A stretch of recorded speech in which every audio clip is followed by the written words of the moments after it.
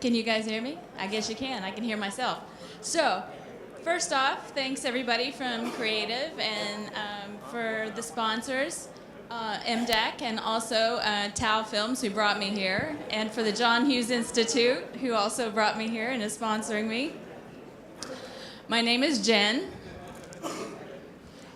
and I'm a rigger. My last name is Bahan, which is Irish, but I'm told in Hindi that means sister. So for the next few minutes, I'm going to be your rigging sister. Rigging sister. That's right. And I was also told it means ingredient, so I'm a rigging ingredient too. Anywho. All right, so if anybody's still here to hear about lighting and look dev, you're about 2 hours short. We're going to talk about rigging tonight. And basically, I'll give you a quick rundown. I supervise rigging and technical animation. I've worked on many, many films, but the best advice I ever got when I came into this industry was shut the F up until you know what you're talking about.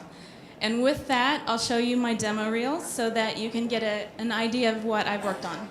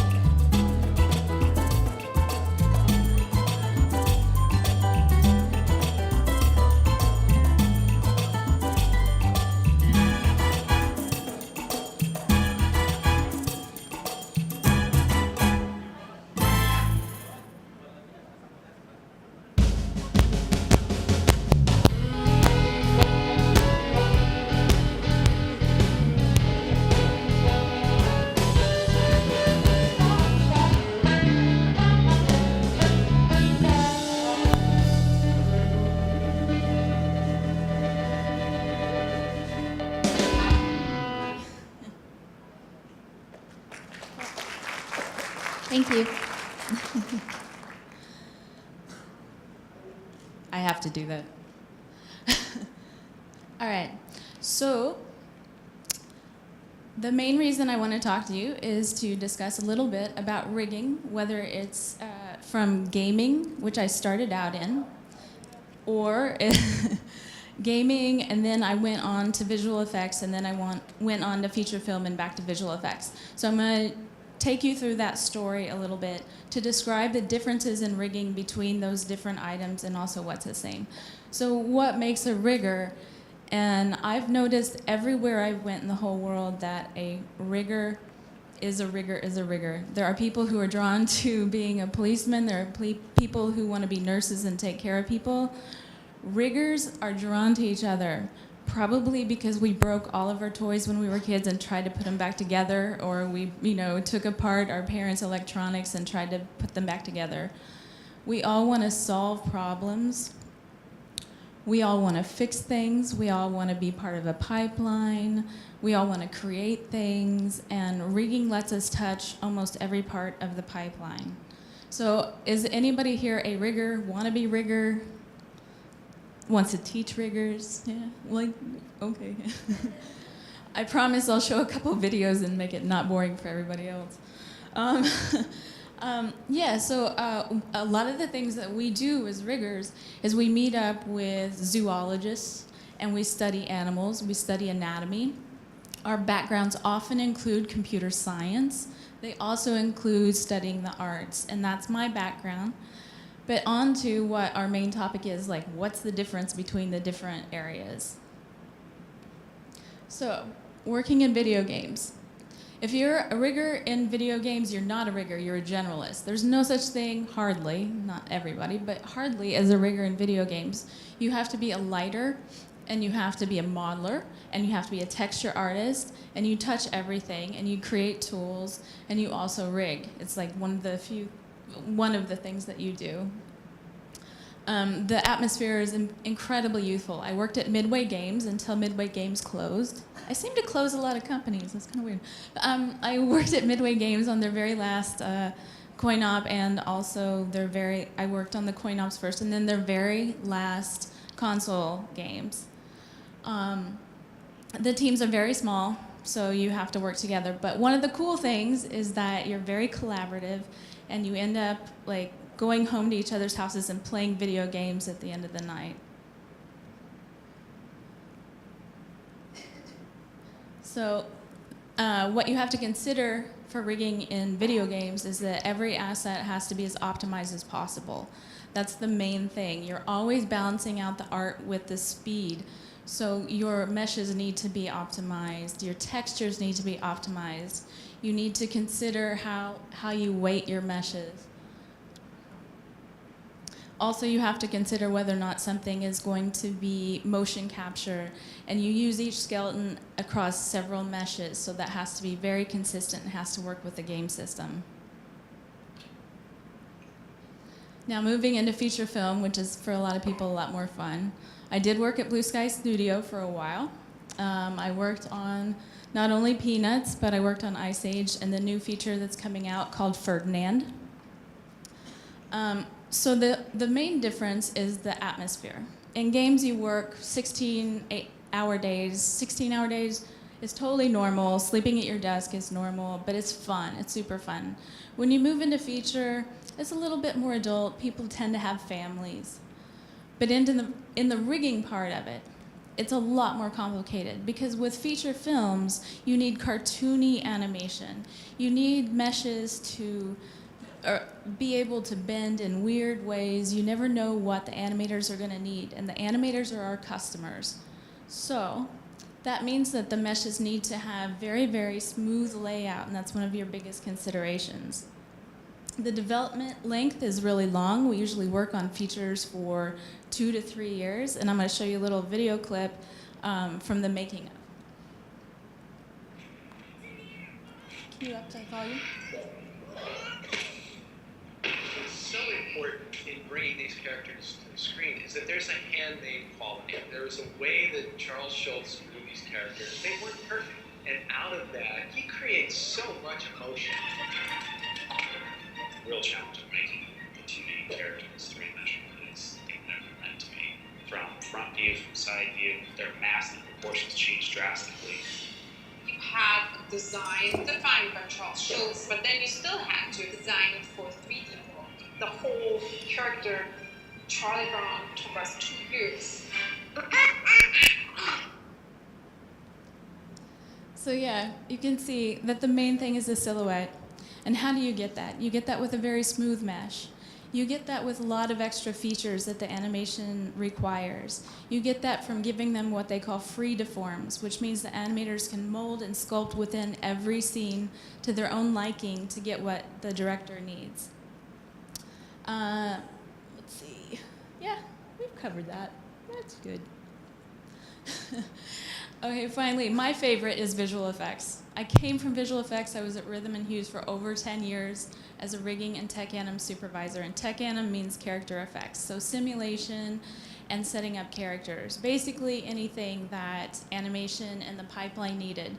So I worked a lot with lighting, I worked a lot with modeling, and I worked mostly with animation.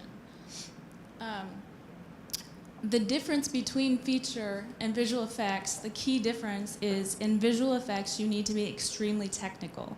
You need to work with pipeline. You need to be part of the pipeline. You need to solve more problems. In feature films, you need to be artistic. You need to be a sculptor. You need to have a hardcore sculpting and artistic background. In fact, they kind of discourage you being from really technical, but in visual effects, you need to script like mad. You have to develop tools for the people who use them. Let's see. Oh yeah, and it's really crazy fast and you sleep at your desk. That's kind of the same, but. Meshes, the difference in the meshes when you talk about the rigging, okay, there are 2 key things. The skeletons that I was talking about, or the setup I was talking about for doing features, is up to what animation needs, where in visual effects, you develop what are called character kits or setups. And usually you use those from one character to the next, and they're very stable. And I'll give you in just a bit like the name of a resource you can use for that, like if you want to use an auto rigger. But it's really important in visual effects to have character kits ready to pop into your characters so the animation can be copied from one character to the next. And then on the basis of how the topology is laid out in feature, you need the very smooth topology that I was talking about to get the noodly animation. In visual effects, it's very different. Your topology needs to flow with muscles so that you can add muscle systems in and it bulges and it moves in the correct way. Okay, now we move to the question part, because I'm out of slides. So, what kind of questions do you guys have about rigging in games, character, visual effects, and in features?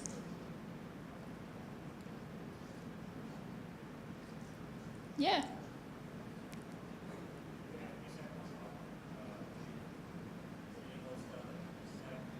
Sorry?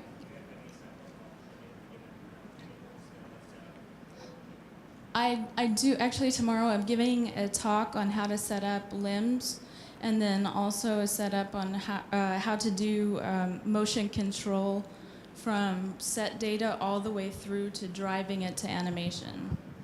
So I don't have Maya open right now. I'm relegated to slides, but I'll be giving a talk tomorrow that's a little bit more technical. I'll probably have Maya up.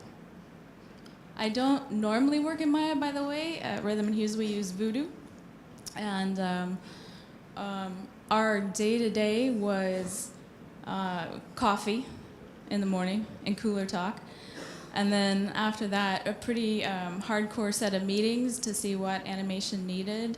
Then our character kits were fairly well developed, but all of the senior riggers worked together to put those kits together. And what the kit means, if I haven't been clear, is that you can reposition the bones and the controls will follow with it, so that when you go to bind, the character is ready to go for animation and they can copy animation back and forth. Yes, in the white. Hi Jen. Hi. Do you use in animated feature? Do you use your proprietary software to rig your characters?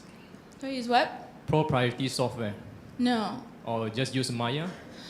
Yeah, I use Maya, but I use, right now I'm using an auto rigger because we have very tight deadlines and we haven't been able to set up our own character kits so far. And does somebody have that white sheet of paper that I set over there, please? It's right there, yes? Can you bring that over?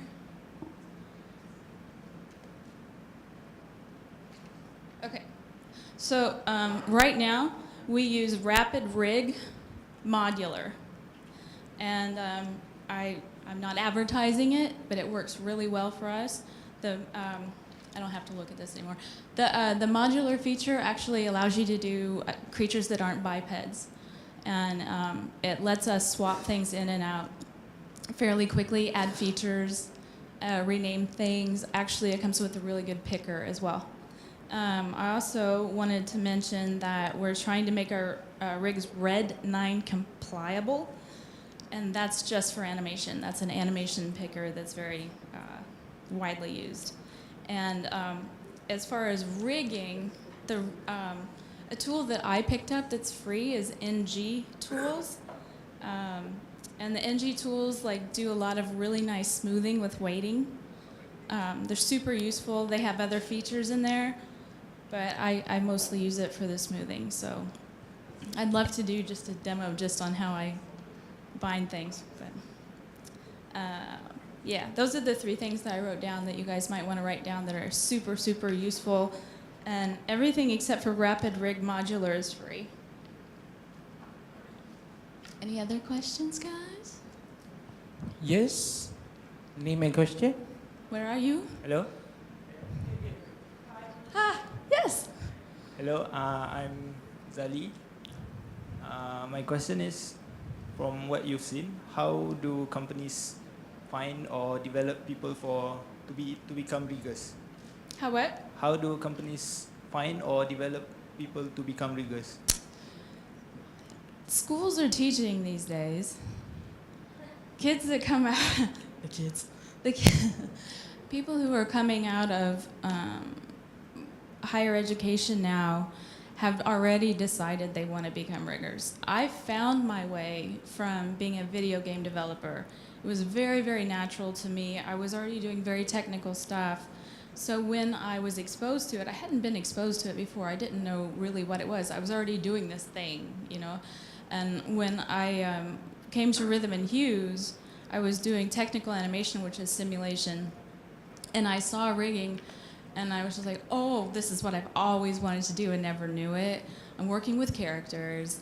I'm doing technical stuff. I'm involved in the entire pipeline. And I went back and forth and did shot work. So how do you find a rigger?